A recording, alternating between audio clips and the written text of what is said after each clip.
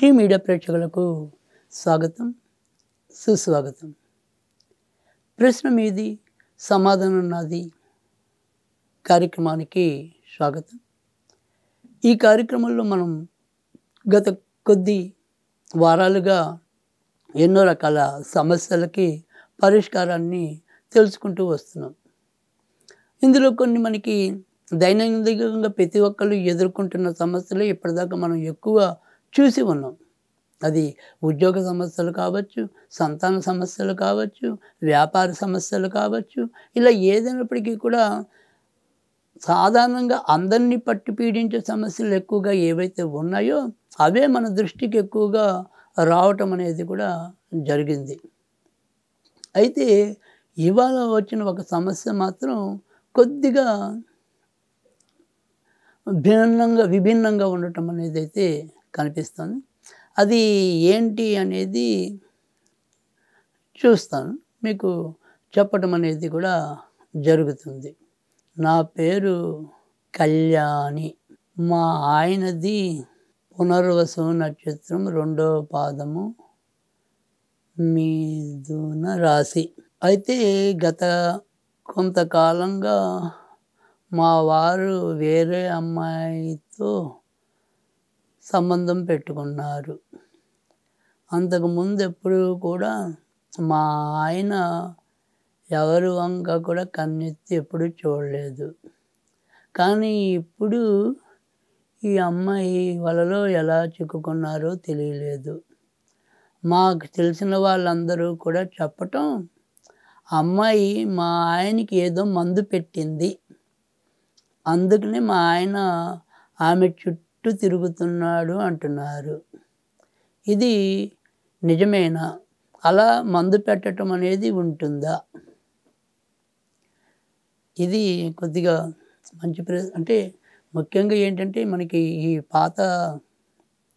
గ్రామీణ ప్రాంతాల్లో అవ్వచ్చు, లేదా కొద్దిగా చిన్న చిన్న పట్టణాలు ఒక మోస్తరు ఉన్న చోటే కాకుండా అప్పుడప్పుడు కొంత అంటే సమాజం ఎదుగుతూ ఉన్నప్పటికీ కూడా మనుషులు ఎంత తెలివి మీరుతూ ఉన్నప్పటికీ కూడా మధ్య మధ్యలో ఇలాంటివి మనకి మాట్లాడుతూ ఉంటాం. అంటే ఏదైనప్పటికీ కూడా ఏదైనా మందో మాకు పెట్టారేమో, అందువల్లే ఇలా అయ్యాడేమో మా ఆయన, లేదా పలానా వ్యక్తి మా ఆయన ఉన్నదంతా వేరే వాళ్ళకి రాసి ఇచ్చేశాడు. అలా రాసి ఇచ్చేసాడు అంటే ఆ అమ్మాయి అవతల వాళ్ళు ఏదైనా ఈయనకి మందు పెట్టారేమో, వాళ్ళ వైపు చుట్టూ తిప్పుకున్నారేమో, ఇలా మందు పెట్టడాలు అనుకోండి, చేతబడులు అనుకోండి, ఇలాంటివి మనం ఎన్నెన్నో చూస్తూ ఉంటాం, వింటూ ఉంటాం. అయితే ఇక్కడ నేను ఉన్నాయని కానీ లేవని అనే దానికన్నా కూడా ఇక్కడ ఫస్ట్ మనం గమనించవలసింది ఏంటి అంటే కనుక, ప్రతి ఒక్కళ్ళు కూడా అది ఆడైనా మగైనా, అంటే భర్త తన భార్యని, అలాగే భార్య తన భర్తని ఏదో నమ్మకంతోనే మనము దేన్నైనా సరే ఆస్వాదించడం అనేది ఉంటుంది.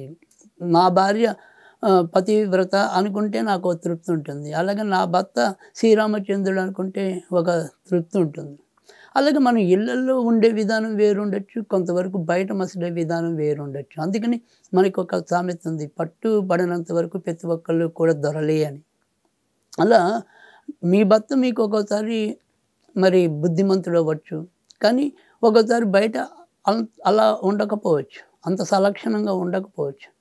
అలా ప్రతిసారి కూడా ఏదైనా సరే ఒక విధానంలో ఉంటే అది మందు పెట్టారా ఏదైనా అనేది పక్కన పెడితే, ఇక్కడ ఎంతో కొంత ఆ గుణం అనేది, అంటే అలా వెళ్ళే గుణం అనేది ఒక పావు వంతైనా సరే ఈ వ్యక్తిలో లేకపోతే అవతల వాళ్ళు నిజంగా ఒకవేళ మందు పెట్టడం కానీ, ఇలా ఆకర్షణ శక్తులు కానీ, వశీకరణ విద్యలు కానీ, ఇలాంటివి ఏవైనా కూడా పనిచేస్తాయి అంటే కనుక నేను పూర్తిగా విశ్వసించలేను.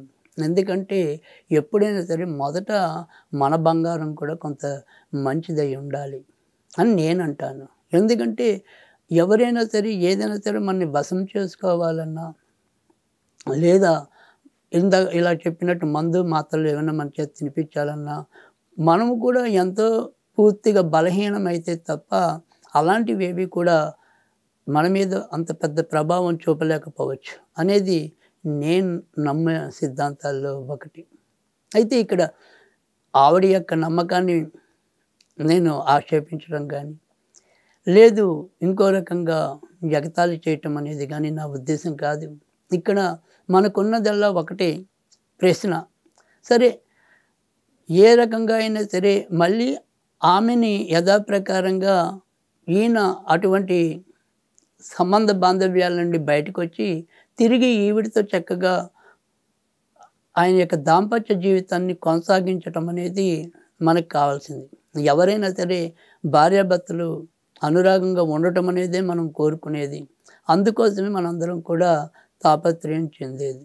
కనుక ఇక్కడ కారణాలు ఏవైనప్పటికీ కూడా, ఆయన వెళ్ళిన విధానంలో కారణాలు ఏవైనప్పటికీ కూడా, నేను చెప్పే ఈ పరిష్కారం ఏదైతే ఉంటుందో ఆ పరిష్కారం పాటించడం వల్ల మరి తిరిగి ఆమె తన భర్తని తప్పకుండా తన వైపుకి తీసుకెళ్ళగలుగుతుంది.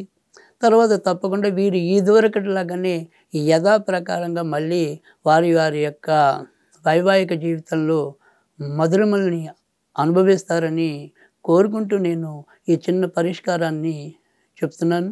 అది ఏంటి అంటే గనక, ఓం హైం హ్రీం శ్రీం క్లీం స్వాధీన వల్లభాయై నమః. ఓం హైం హ్రీం శ్రీం క్లీం స్వాధీన వల్లభాయ నమః. ఇది ఈ మంత్రం ఏదైతే ఉంటుందో ఇందులో మనం తప్పకుండా మన ఇంట్లో ఒక లలితాదేవి ఫోటో అయితే తప్పనిసరిగా ఉండాలి. ఈ లలితాదేవి పటం దగ్గర మనము ఒక 21 పసుపు కొమ్ములతో మాల కట్టి ఆ 21 పసుపు కొమ్ములని మనం ఇలా తిప్పుతూ ఈ చెప్పిన మంత్రం ఏదైతే ఉందో, ఓం ఐం హ్రీం శ్రీం క్లీం స్వాధీన వల్లభాయే నమః, ఓం ఐం హ్రీం శ్రీం క్లీం స్వాధీన వల్లభాయే నమః అని అలా 21 పసుపు కొమ్ముల మాలతో మనం 40 రోజులు ఈ అర్చన చేయాలి. ఈ 40 రోజులు కూడా ప్రతిరోజు మనం ఏదైనా సరే మీ భర్త ఎక్కువగా ఇష్టంగా తినేవి ఏవైతే ఉంటాయో, లేదా మీ భర్తకు పెట్టే ఏదైతే ఒక ఆహారం ఉంటుందో దాన్ని కొంత అమ్మవారి పాదాల చెంత ఉంచి ఆవిడకి అదే నివేదనగా పెట్టి తర్వాత మీ భర్తకి పెట్టడం చేసినట్టయితే కనుక సాధ్యమైనంత తొందరలోనే మళ్ళీ ఆయనలో మీరు మార్పుని గమనించడం అనేది ఉంటుంది. అలాగే ఇదే మంత్రాన్ని మీరు ఎప్పుడు జ్ఞాపకం వస్తే అప్పుడు ప్రతిరోజు కూడా 108 సార్లు చదువుకుంటే కనుక ఇంకా ఎక్కువ తొందరగా మంచి జరగటం అనేది ఉంటుంది. కానీ పసుపు కొమ్ములతో మాత్రం కేవలం 21 సార్లు చేస్తే చాలు.